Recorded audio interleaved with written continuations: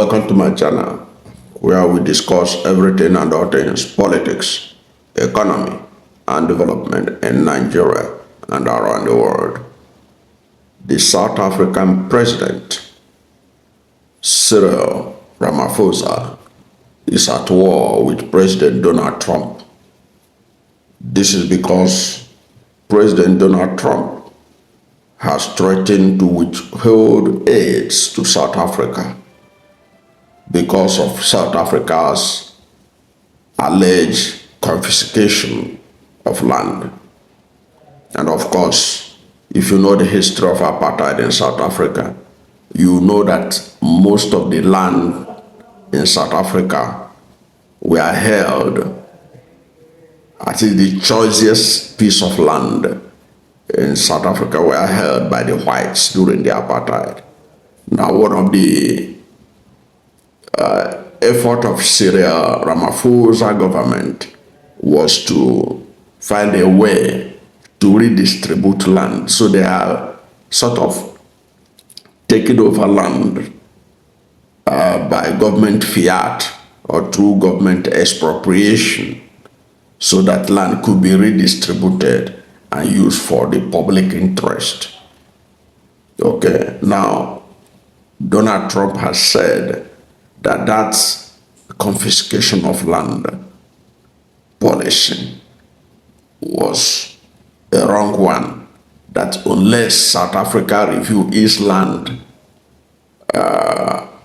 grabbing policy, even though Donald Trump did not go deeper to express the fact that most of those lands that are being taken belong to the white population. But Cyril Ramaphosa is angry. He accused South Africa, he accused Donald Trump of interfering in the affairs of South Africa. You see, what does Trump has to do? What does he have to do with the land of South Africa? Why is he concerned about land reform in South Africa? He's an American. Why is he concerned about South Africa? Okay, so that's a big debate now. But in the process, people who are suffering from HIV/AIDS and stuff, who are getting most of their funding from America, they are going to pay the price, because Trump said that no money will go to South Africa until there's a reform of the land reform being implemented by the president of South Africa. And one of the things I really found interesting was Cyril Ramaphosa saying that what is the business of South Africa, of business of American president with the land reform in South Africa, which is also a very important question to ask. But there are links to it, which I will discuss later. But let me also take note as the hypocrisy of the South African president, Cyril Ramaphosa. Remember, when Israel was brutally attacked on October 7, 2023, which led to the war between Hamas and Israel, South Africa, in faraway South Africa, was the one that took Israel to the International Criminal Court, accusing Israel of genocide. Not even Arab countries, not even Islamic countries. No Islamic country did this. The South African president, Cyril Ramaphosa, was the one making all the noises about what was going on. He was the one. Today, there are many countries that are saying, if the president of Israel, Jonathan Netanyahu, come to your country, you can arrest him for alleged war crime. Why? It is because South Africa was doing busybody on what was happening in the Middle East. And now their president is asking Donald Trump, why is he interested in land reform? Yes, he will be interested in land reform. Whatever made Ramaphosa to be interested in what was happening in Gaza is also the thing that could make Trump to be interested in what is happening in South Africa. For instance, don't forget that Alan Mox, who is a major player in the government of Donald Trump, is from South Africa. And interestingly, when Ramaphosa wrote on his Twitter handle saying, why is Trump interested in the land reform in South Africa? What is his business with South African land? Elon Musk, who is the owner of Twitter and who is also from South Africa, replied President Ramaphosa and said, why are you openly running a racist land reform? Because Elon Musk, his father still lives in South Africa. And his father, of course, obviously, is white. He said, why are you running openly racist land reform? So he is accusing, Elon Musk is accusing the government of South Africa of racism. In other words, the sanction that Trump has now put on South Africa has the endorsement of one of the best-known sons of South Africa in diaspora, Elon Musk. And it's not only that, even other tech giants from South Africa who are based in America, like the owners of PayPal and others, they have South African root. They're also supporting Trump that they should impose that sanction on South Africa until Cyril Ramaphosa do some amendment on what they term the racist land reform.